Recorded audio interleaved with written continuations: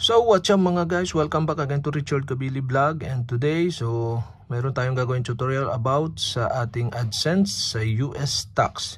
So okay, dito sa taas makikita nyo pagbukas ko ng aking YouTube channel dashboard. So may nakalagay dito na action needed. So kailangan natin siyang gawin. Itong nakalagay, your US tax form will expire at the end of 2024. So resubmit it in AdSense as soon as possible to make sure accurate withholding tax are applied. So ang gagawin nyo lang is magre-resubmit. Kung kayo'y matagal nang sumasahod sa YouTube, so magre-resubmit lang tayo dahil ma-expire na yung ating US tax form sa end of 2024. So ang mayroon ditong button sa kanan na resubmit tax info at saka dismiss. So ang gagawin nyo lang para makapag-resubmit kayo is punta lang kayo sa inyong AdSense account. So okay guys, pag nandito na kayo sa inyong AdSense sa dashboard, so ang gagawin nyo lang, punta lang kayo dito sa left side at punta kayo sa payment. Dito sa payment may makita kayo na payment info. So click nyo lang yung payment info. At dito sa payment info, may scroll down nyo lang, may makita kayo dyan na settings at manage settings. So click nyo lang yung manage settings. At dito naman sa manage settings, may makikita kayo dyan na US state tax info. So ang gagawin nyo lang dyan, click nyo lang itong pencil icon or edit icon para ma-edit natin yung ating info. So pagka click nyo ng edit icon, punta lang kayo dito sa manage tax info. So click nyo lang yung manage tax info. At yan na nga guys, andito na tayo sa ating tax info. So ang gagawin natin is yung sa US or United States tax info natin. So ang gagawin nyo lang dito, so okay, so makikita nyo yung information dito sa US tax info. So March 12, 2021 pa tayo naka-submit. So may expire na siya ngayon 2024. Gagawin nyo lang, so click nyo lang itong show tax details document. At yan, makikita na nyo yung information ng inyong tax info sa inyong Google AdSense. And okay, ang gagawin nyo lang, click nyo na itong submit new form para sa update ng ating tax info. At may magpapop up dyan, if you start a new form, your previously submitted form will be removed. So ma-remove daw yung ating nakaraang submit at masasubmit itong bago. So click na natin itong start new form. At before you start, so plan on taking 15 to 20 minutes to keep your account secure. So basahin nyo na lang yan. Tapos click na natin itong start form button. At kailangan nating ilagay ng ating password. At okay guys, ito na. Kailangan na nating maglagay ng info sa ating United States tax info. So what type of account is Richard Kabili? So okay, ang select natin is itong individual. So pagka-click nyo individual, click nyo lang yung next. Dito, are you citizen of residence of the United States? So no natin, hindi naman tayo citizen or residence ng United States. Tapos click natin yung next button. Dito naman, select W8 tax form type. So dito, pipiliin nyo is itong W8 bin. So select nyo lang yung W8 bin. Tapos click nyo yung start W8 bin form button. At dito na, kailangan natin mag-fill up ng tax identity. So, name of the individual who is the beneficial owner. So, pangalan nyo dyan, ilalagay nyo. Tapos dito, sa country, region of citizenship. So, piliin nyo lang, Philippines. Piliin nyo lang dyan is Philippines. At dito naman sa tax identification number or TIN. So, foreign TIN. So, lagay nyo lang dyan yung inyong TIN dito sa Pilipinas. At pag nilagay nyo na yung inyo dyang TIN dito sa Pilipinas, click nyo na yung next button. At dito naman sa permanent residence address natin. So okay, kayo nang bahala dyan. Madali lang naman ilagay. Ilagay nyo lang yung inyong address.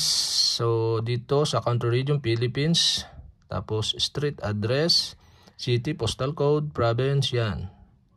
Dito sa mailing address, so click nyo lang yan. Kapag parehas naman ang mailing address is same as a permanent residence address. So click nyo itong square. Kung same lang ng address na gusto nyo magpadala sila ng sulat, so same address. So, click natin. At after that nyan guys, click na natin itong next button. At dito naman tayo sa tax treaty.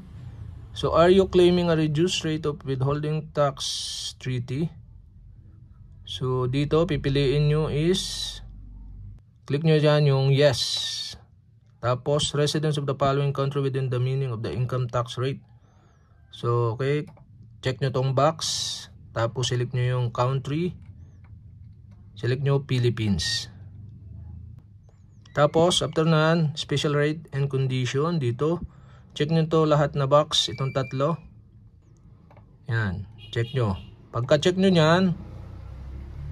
yan, kada box dyan mayroong lalabas na another na info na kailangan. So dito kailangan article paragraph. Click nyo lang yan. Tapos select nyo article 13. Tapos withholding rate sa kanan. Select nyo 15% reduce treaty.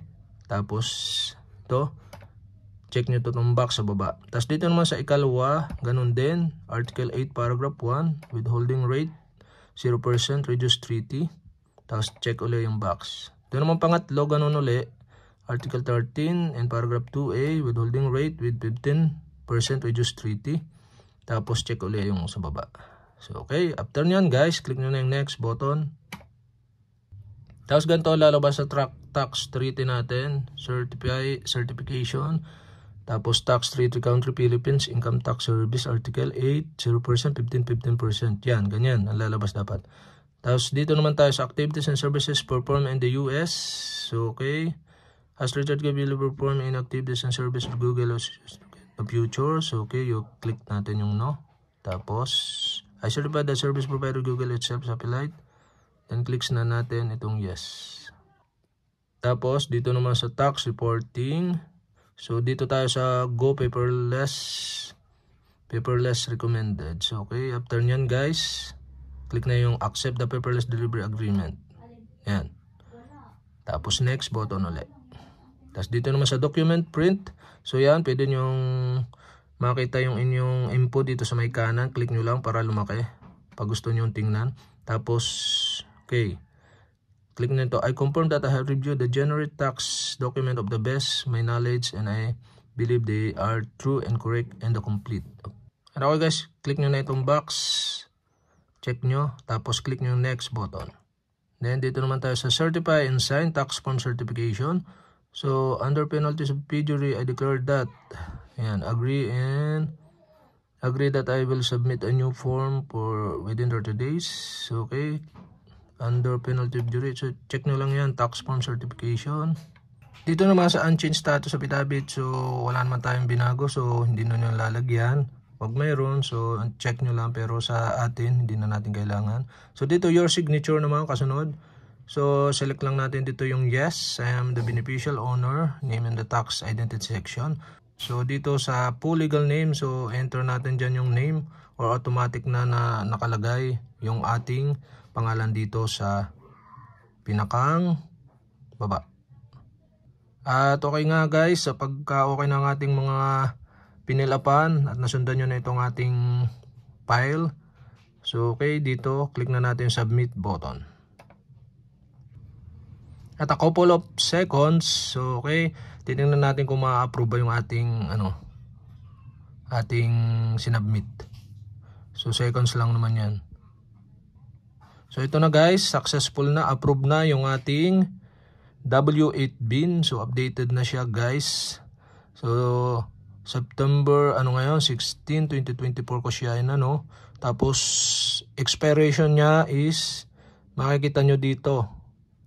So December 31, 2027. So update na lang uli natin sa December 31, 2027 bago mag December 31, 2027.